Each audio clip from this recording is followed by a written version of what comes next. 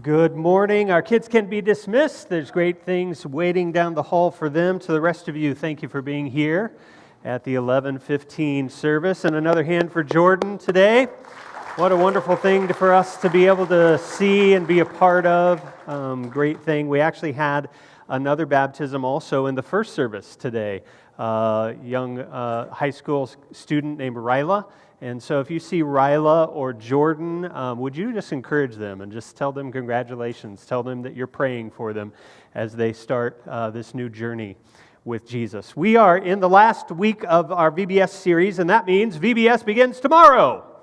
Woohoo! And this year's VBS theme, as you can see, is on the case, because the spiritual journey can sometimes be a mystery, right? What does it really mean to make Jesus Lord? What does it mean to follow after Him? What does it mean that when we're called to grow in our faith? And so we are on the case. And Jesus helps us with this spiritual mystery. He makes the mystery of God's kingdom a little easier by giving us stories called parables. And we've talked about what a parable is each week. We just landed on this. A parable is an earthly story with a heavenly meaning.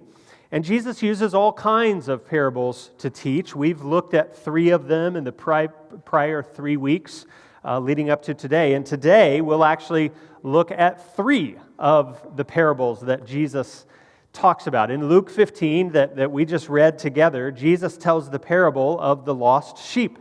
He says, 1 sheep out of 100 sheep wandered off, and the shepherd leaves the 99 to go find this 1 sheep and brings it back home, and then he has a party. Here's the second parable. It's about a lost coin. And there's a woman who loses 1 coin out of 10 coins. And she tears her house apart trying to find the lost coin. She does. She finds it, and she has a party, the lost coin. Here's the third parable, the lost son. And the more you dig into the parable, the more titles you could have for it. But a father loses 1 son out of 2. And his son comes to him and demands his inheritance. And he runs far from home. He wastes all of his money that he just inherited. And the son then becomes destitute. He realizes that his only option is to go back to the father that he ran away from. And he thinks to himself, if my father accepts me at all, surely I will have to be a hired hand on the estate. I'll just live like a hireling. And so I don't deserve to be treated like a son after what I've done. But when he gets home, he finds his father waiting with open arms. His father throws a robe on him and a ring on him and Reeboks on his feet and says, "You're my son who was lost and is found, my son who was dead, who is alive, and we're having a party." 3 stories, 3 parables: a lost sheep, a lost coin, a lost son. And Luke tells us the reason that Jesus tells these stories in the first place. And it's important context for us. The very first 2 verses tell us the reason. He says, the tax collectors and other notorious sinners often came to listen to Jesus teach. And this made the Pharisees and teachers of religious law complain that he was associating with such sinful people, even eating with them. How dare Jesus do that? And so 2 groups of people that Luke tells us about. One is the tax collectors and other notorious sinners. The second group is the Pharisees and the teachers of the law. And you can see how those 2 groups would go together kind of like oil and water. The sinners don't have such a stellar report card when it comes to obeying God and His law. On the other hand, the Pharisees hold God's law so high that they actually miss the God that they're trying to honor.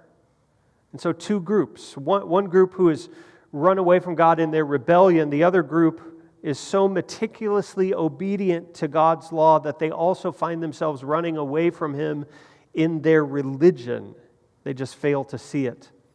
And Jesus tells these parables for the benefit of both groups, and His purpose is to show both groups, sinners and Pharisees, who God really is. And so today we get to keep this really simple and notice the same ideas in all 3 parables. And so first, in all 3 parables, something is lost. Say lost. Do it again because there were only 2 of you that did that. Say lost. Lost, yes. A sheep is, a coin is, a son is, they're all lost, yes. If you know much about sheep, we can conclude pretty easily that this poor sheep in the first story got lost out of sheer foolishness. Because sheep, one of the things about them is that they are directionless. If they somehow get separated from the rest of the flock, their chances of finding their way back home is slim to none. Sheep are directionless. They are also dumb as rocks. Maybe you've seen this clip.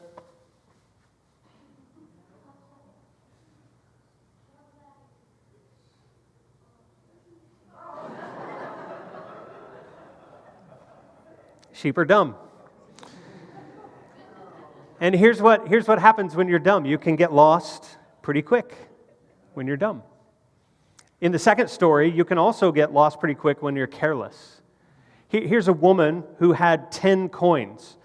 And it's very likely that the coins were part of a headband that women would have worn in Jesus' day. It was common for coins to be given to a bride by her father on her wedding day.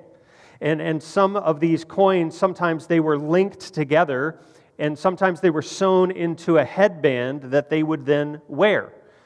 And so a headband like that would declare, one, that a woman was married, and just like a wedding ring today, right? It could be a sign of faithfulness, and just as easily, it could also be a sign of unfaithfulness. In cases of adultery, sometimes women could have coins removed from the headband that they wore, and it would tell everybody who saw her that she was an adulteress. And so this isn't just a woman who is spilling her loose change. These coins are at the very least sentimental. They're given to her by her father on her wedding day. They are possibly even her security. Like, what if her husband dies? Or what if her husband leaves her? Then she would at least have something to help her stay on her feet. And then they also could have been proof to everybody else of her faithfulness to her husband. My wife Amy and I have both lost our original wedding rings. Anybody in that boat? Thank you. I'm glad. In the first service, I was alone. And so I'm glad that there are other stupid sheep like me and my wife. Amy's is in a landfill, quite likely around St. Louis somewhere. My ring is quite safe and sound on the Schiffer-Decker golf course in Joplin. So if you ever stumble on it, let me know. And we looked everywhere for those things, and we replaced them as soon as we could afford it. Why? Because they are billboards. They are signs. They tell everybody, I am reserved for someone else. And if you've ever lost a wedding ring or something like that, then you know why this woman tore her house apart to find this coin. And Jesus hints here that she was just careless about the coins, and maybe that's why they were lost. That's why one of them maybe rolled off. Maybe she handled her headband like some of us have handled our phones. I laid my phone on the corner of my bed one day, and I was grabbing a belt that I wanted to wear that day, and I tossed the belt on the bed without even thinking that I just put my phone on the bed. And even if I had remembered that my phone was there, what are the chances of a belt buckle hitting the phone in just the right way to crack the glass? Answer, pretty good that day, because that's what happened. And so maybe she meant to lay her headband on the table, but it was more of a throw, and then maybe it slid off the table, and maybe it hit a chair on the way to the floor, and she picked it up, and she just moved on, and only later she noticed, oh my goodness, one of my coins is missing. The coin just got lost out of carelessness. What about the son? The son is totally different. The son comes to the father and says, give me my inheritance. Now, most people are usually kind enough and tactful enough to at least wait until their rich relative actually dies before they ever bring up an inheritance. But not this kid. This kid stands in front of his father while he's still very much alive and says, "Give it all to me now, Dad." Can I translate what he was really saying to his father? What he was really saying is this: "Dad, I wish you would just drop dead because I don't want you, I just want your stuff." Now, that's not a son just being dumb. That's not a son just being absent-minded or careless. It's a son being flat-out delinquent and defiant. And so this son is lost out of his own willfulness. And as I look at those three stories that Jesus tells, the one thing I realize is that I lose my way with God in the same ways. Sometimes when it comes to God and His desire for me to live right, I'm just as willful as this son. God lays down some regulation. He calls me to live that way, and I just say, "Drop dead, God. I've got this thing figured out. I've got life. My way is just fine. Thank you very much." And by the way, as I'm running away from you and not towards you, would you mind making it sunny and 75 for me, please? And then sometimes I'm careless, and you are too. It's not that we intend to go down the wrong path, but somehow we ended up there. And if we could go back, we would have a redo, right? We'd choose differently.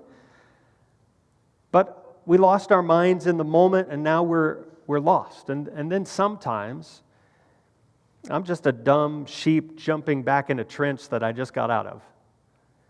All sheep are stupid. But I want you to try this one out. Of the 100 sheep that are all stupid, which one is the stupidest? The one who went off on his own. Oh, that's me. And that's you sometimes. And congratulations. Everybody is stupid, but you're the stupidest for being dumb and wandering off from God. It's Isaiah 53:6 that says, "All we like sheep have gone astray. We have turned every one of us to our own way. We are all the dumbest sheep in the pen." But here's the good news. We are all the one lost sheep, but we're also the one God loves the most. Now, how do I know that? It's because He leaves all of the other stupid sheep to come and find you and bring you home. It's because He wrecks the house to find you and put you back in your rightful place. It's because He waits patiently at the end of the driveway, looking every day for your return. And when He sees you, He doesn't wait. He runs. He runs out to you with open arms. Welcome home. And these stories are telling the sinners on one hand and the Pharisees on the other hand, the God that we have is a God who would come after you even if it was just you. Even if it was just you. What else? In all three parables, something is lost. Also, something is, say it with me, found. A sheep is, a coin is, a son is. Let's ask the question, why? Why does the shepherd take the time for one sheep? Why does the woman take the time for one coin? Why does the father waste one more minute of his life on an indulgent son that wanted him dead? It was a Sunday a lot of years ago. We still had kids in the house, and like many Sundays after church, we found ourselves eating at Papa Don's, local place here, and we were packing up to leave after eating, and we're juggling kids and drinks and pizza boxes, and in the middle of all of that somewhere, just as we got out the back door onto the back deck of Papa Don's, I pulled my keys out of my pocket, and I promptly dropped them on the deck. But no problem. I just bent down to pick up my keys, and I realized they're not there. They were gone. So I put the pizza down. I looked closer. I got down on my knees and realized that there was a gap in the deck boards that was just wide enough for keys to go through. And I looked through that gap, and sure enough, I could see my keys right under the board, just two feet underneath the deck, but there's no way that I can reach in and get them. So I got everybody home. I'm not really sure how, and I came back to Papa Don's with a plan. The plan was a drill. I went inside. They were busy making pizza. I yelled back to the owner, "Hey, I dropped my keys below your deck, and I'm going to take it apart now to get them, but I'll put it back, I promise." And he just started laughing at me. Like there was no sympathy at all. That's kind of a jerk move, I think. And so I took out screws and I pulled up the board and I got my keys and I screwed the board back down. And why? Why did I and why would you, if you're in that situation, take all that time to spontaneously disassemble somebody else's deck? And the answer is the keys. I needed the keys. There's untold value in the keys. You're not going anywhere anymore in a car without the keys. You're not getting into your house without the keys. You're not going to work without the keys.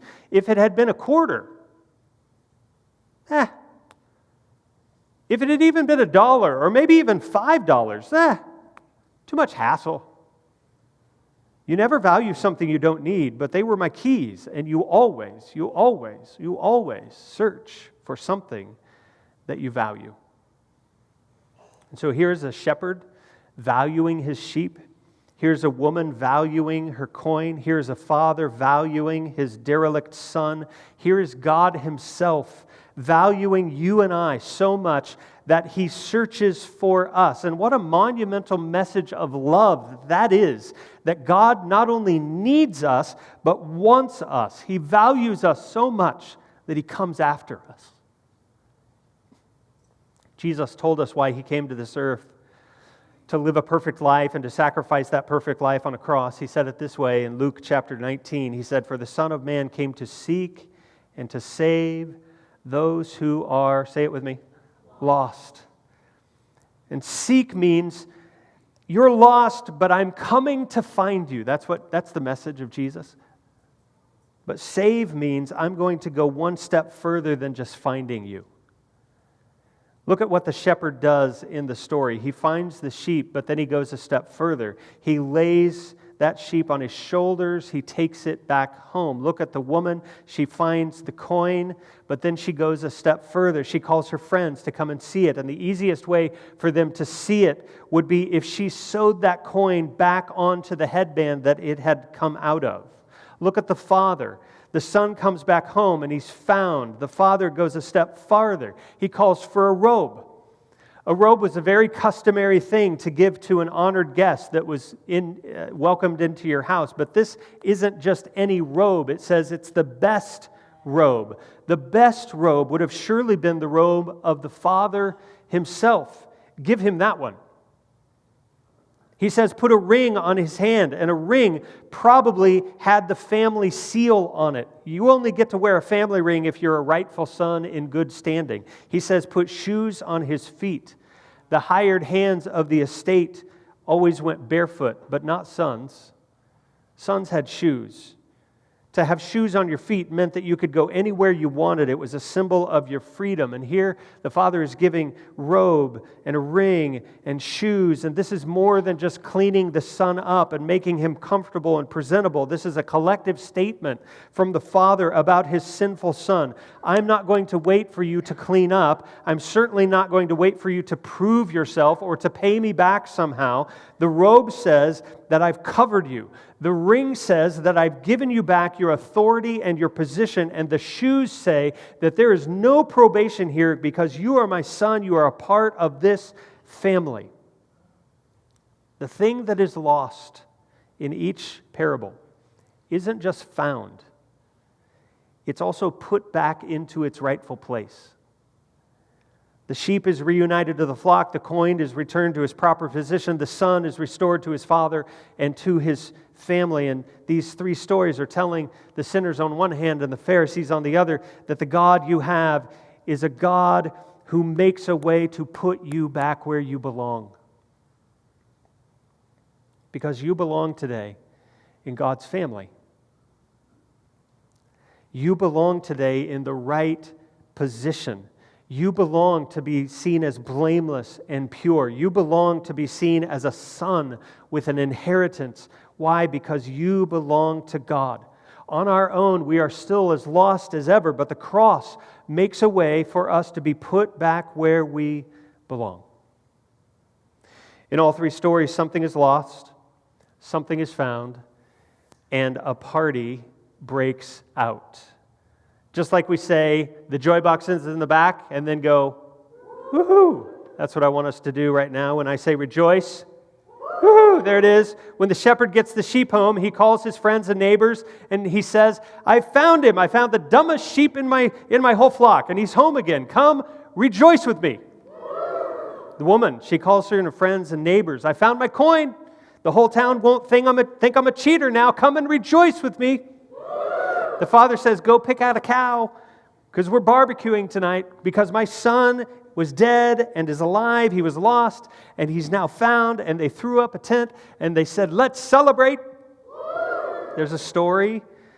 In every one of these stories, there's a party that goes on. Jesus even tells us of a party that we tend to skip right over in these verses. It's a party that happens when someone comes home, and it's a party that happens in heaven with the angels. Jesus says every time a sinner comes home, every time, whenever the lost is found, whenever they are put back where they belong, God sprinkles dance wax on the floor and turns the bass to 11. And we celebrate. Woohoo! Right? And it's the party that's the left turn. It's the party that's unexpected. This is a wayward son who has destroyed the father's reputation. He's put a stain across the family name. Why would we throw him a party? We don't do that. We don't throw parties for losers and failures and screw-ups. Have you had to pay for a party lately? Parents in the room? Had a birthday parties, right? How about employers in the room?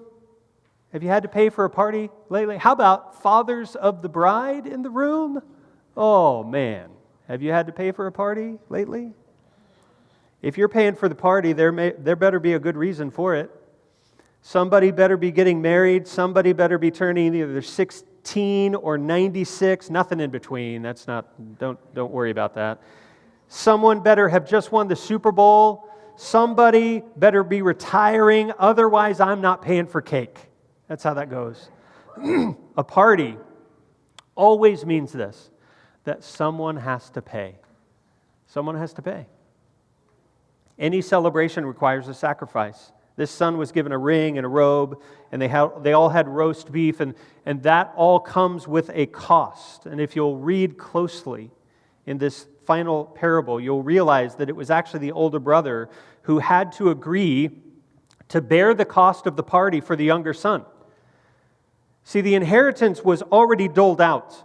The younger son had already burned through all of his part of the inheritance. And what is left? Only the inheritance that the older son got. And so the ring is a part of the older son's wealth. The robe is a part of the older son's wealth. It was the older son's calf that was cooked for the celebration. There is no way for the younger son to return to the family unless the older son bears the cost himself. Forgiveness always requires a price. There's a sacrifice. Someone has to pay. And in this parable, the tragedy is that the older son refuses to bear the cost. The father goes out as the bass is thumping in the tent. He goes out and he calls the older son to himself. And he says, would you come in? Come in and dance with us. There's a party going on. And the older son never does. He never does. But in the story of our lives, you and I, we have an older brother that agrees to pay the cost. He does come in. Jesus agrees to pay the cost of forgiveness himself. Someone always has to pay for a party, and Jesus agrees to do it. He pays our debt on the cross, and in our place, he pays for sin so that now we can have a ring and a robe and be included in God's family. And because he pays the price, the good news today is there will be a party and we will celebrate. Woohoo! I'm sorry that I'm not more. Woohoo! Dusty is an even keel kind of guy. But I'm celebrating inside. How about that? These three parables are telling the sinners on one hand, the Pharisees on the other, the God you have is the God who pays to have you home. God's party is for the lost, and some of us are lost because of our rebellion. Some of us are lost through our religion, through our efforts to be good enough, just like the elder brother, just like the Pharisees. And either way, we are estranged from the Father, and to put us back where we belong cost God everything. But Jesus, the true elder brother, steps in and says, I will pay the tab. And He did that because you are worth the cost. And there's nothing left for you to do now but come into the party and dance. When our kids learn about this lesson in VBS week, they will get this line, sharing our story is how we love. And do you know that you do that when you dance? When you dance, you share in joy what God has done in your life. Inviting others to dance with us because of what God has done for us, that's the most natural thing in the world. I mean, let's have a party. My dumb sheep has come home, right? I found my coin. What are they doing? They're sharing their story. It was the reason for the rejoicing. The father steps out and says, let's celebrate. What's he doing? He's telling the story of what God has done. My son was dead and now is alive. He was lost and now is found. Let's dance. It's the most natural thing in the world to do, to share in joy what God has done for us. And it's also the very best thing in the world that we could do for somebody else. I'm going to have you stand. And would you rejoice today? Celebrate this God who has brought you home.